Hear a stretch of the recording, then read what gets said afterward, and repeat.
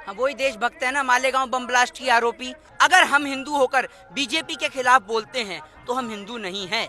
Vote लिया इसने सीता के पति के नाम पर, ठीक है, और काम कर रहा है नीता के पति के नाम का। इससे पहले वो नाचने गाने वाले रिंकिया के पापा मनोज तिवारी भी बोल चुके हैं, टुकड़े टुकड़े गैंग असल में यही है।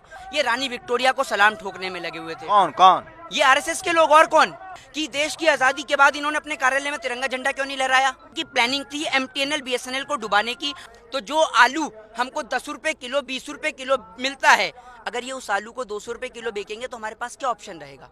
50 से 60 हजार रुपया कमाने वाला पत्रकार कैसे ऑडी मर्सिडीज और लैम्बोर्गिनी में चढ़ जाता है? वो 2.25 आंख वाला बाबा रामदेव उठक बैठक करके पूरा देश लूट गया, पूरा देश खा गया, पूरा देश किसानों के साथ है। वो चंद कुछ लोग हैं जो दिमाग से भटके हुए हैं, वो हमारे साथ खड़े हुए। मोदी जी कहते हैं मैंने गधे से प्रेरणा ली है, तो हमारे कच्चा बनियान तक बेच देते मोदी जी। 18 घंटे में आधा देश बेचा है। प्रधानमंत्री किसको किसने बना दिया? डिग्री फर्जी लेके वो बैठ गया। अमित शाह को फर्जी डिग्री गलत दिला दी उसने।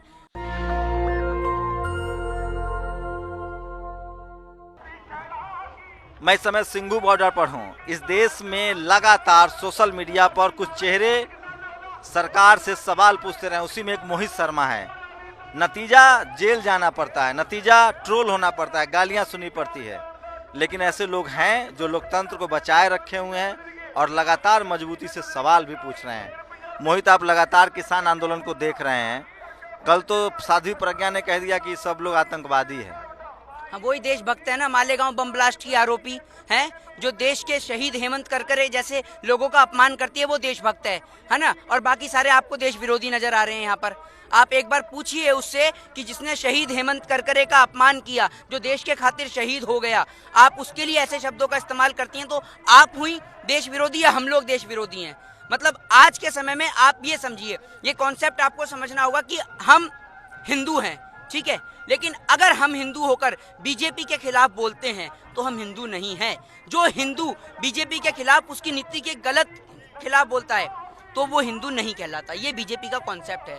आप एक बात मुझे बताइए, वोट लिया इसने सीता के पति के नाम पर, ठीक है, और काम कर रहा है नीता के पति के नाम का। देखा ना आपने? आप ये कॉन्सेप्ट को समझ के देखिए। जो इनके गुरु हैं सावरकर, जिनको ये मानते हैं, सावरकर की ये बात करते हैं। नीता अंबानी के बारे में कह रहे हैं? जी बिल्कुल। ये तो लोग फर्जी वीडियो चला रहा है कि उनके पोता के जन्मदिन पर बधाई देने गए हैं।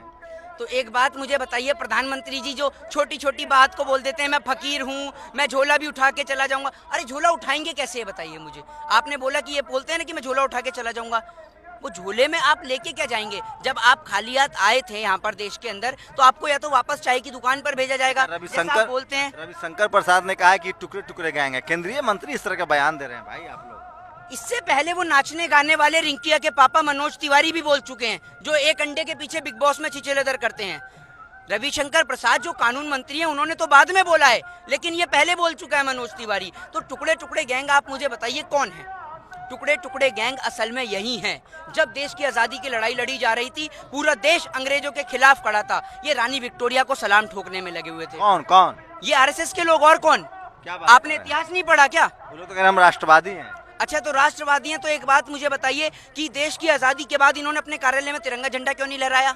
आप बताएंगे इस सवाल का जवाब, या उनसे पूछ के बता दीजिएगा मुझे। नंबर लिख लीजिए आप मेरा, बताएंगे आप उनसे पूछ के। जो इनके गुरु हैं ना सावरकर, आप एक बात मुझे बताइए, बीजेपी वोट किसके लिए? पर आए मुद्दे पर आए, किसान का मुद्दा है, किसान पर। ये गुजरात मॉडल पर देश ने उनको वोट दिया है। गुजरात मॉडल में है कि भैया अंबानी अडानी ही देश चलाएगा। वो मोदी जी सोच रहे हैं कि हम नहीं कर पाए, अंबानी अडानी विकास करेगा इनका, किसान मालामाल हो जाएगा। बीजेपी ये कॉन्सेप्ट कोई 1 महीने 2 महीने पहले नहीं है, इनका साल भर का कॉन्सेप्ट रहता है। जिस तरीके से ये जियो की सिम लेके आने से पहले इन्होंने क्या काम करा कि आप किसी भी सिम को पोर्ट करा सकते हैं, यानी इनकी प्लानिंग थी एमटीएनएल बीएसएनएल को डुबाने की, आइडिया एयरटेल जैसी कंपनियों को डुबाने की। उसके बाद ये जियो लेकर आए, जिसके थ्रू इन्होंने कहा कि सब कुछ फ्री मिलेगा, जो जियो की सिम है वो फ्री में चलेगी। फ्री के चक्कर में लोगों ने सिम को पोर्ट करा लिया जियो में। जब जियो को पोर्ट करा लिया तो इन्होंने एमटीएनएल बीएसएनएल जैसी बड़ी बड़ी कंपनियों को डुबा दिया। अब आप ये सोचिए कि जब ये 1 साल तक सिम फ्री दे सकते हैं, तो 1 साल तक खेती में लोगों को फायदा देकर उन्हें लूट भी तो सकते हैं। आज अगर जियो का रिचार्ज 1000 रुपए का हो जाए, और अगर आप जियो के यूजर्स हैं, तो आपसे ही पूछना चाहूंगा एज अ जियो यूजर्स, आप रिचार्ज कराएंगे या नहीं कराएंगे? मैं तो हूँ यार, फंस गया। कराएंगे या नहीं कराएंगे, ये बताइए आप मुझे। कराएंगे ना, क्योंकि आपकी मजबूरी है, तो यही मजबूरी का फायदा उठाएंगे। आप मुझे एक बात बताइए, आप पत्रकारिता करते हैं, आपने गंगा जी तो देखी होगी, जमुना जी भी देखी होगी। आप मुझे ये बताएंगे कि गंगा जी से अगर आप एक लोटा जल भर लेते हैं तो आपसे कोई पैसे लेता है? नहीं लेता ना। तो एक बात मुझे बताइए, जब ये बड़ी बड़ी मल्टीनेशनल कंपनियां, ये बड़ी बड़ी कंपनियां जो प्राइवेट कंपनियां हैं, ये 20 रुपए लीटर फ्री का पानी बेच सकती हैं, तो सोचिए जब इनके हाथ में ये अनाज की मंडियां आ जाएंगी, तो जो आलू हमको 10 रुपए किलो, 20 रुपए किलो मिलता है, अगर ये उस आलू को 200 रुपए किलो बेचेंगे तो हमारे पास क्या ऑप्शन रहेगा? हम खरीदेंगे या नहीं खरीदेंगे?